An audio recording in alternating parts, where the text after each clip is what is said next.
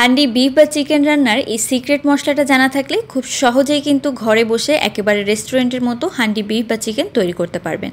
আজকে আমি হান্ডি চিকেন তৈরি করে দেখাচ্ছি। সেমভাবে কিন্তু আপনারা হান্ডি বিফটাও তৈরি করতে পারবেন। প্রথমে আমি মশলা তৈরি করে নিব। তার জন্য এখানে গোটা জিরা, গোটা ধনিয়া, দারুচিনি, এলাচ, লবঙ্গ, গোলমরিচ, একটা কালো এলাচ নিয়েছি, খুব অল্প পরিমাণে একটু জয়ত্রী নিয়েছি।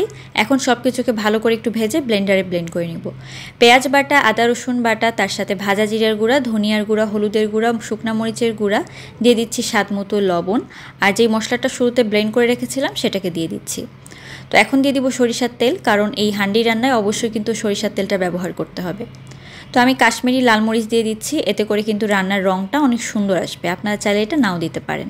এখানে আমি চিকেন দিয়ে দিচ্ছি। আমি দেশি মুরগি দিয়ে আজকে করছি, আপনারা চাইলে যে কোনো ধরনের চিকেন দিয়ে কিন্তু তৈরি করতে পারেন।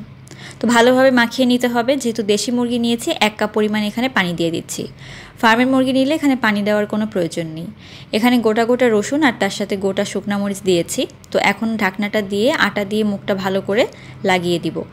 তো 40 থেকে 45 মিনিটের মধ্যে রান্না কিন্তু একেবারে কমপ্লিট হয়ে যাবে। আর দেখতে পাচ্ছেন কত লোভনীয় হয়েছে এই হান্ডি চিকেন। এভাবে কিন্তু একবার রান্না করে দেখতে পারেন।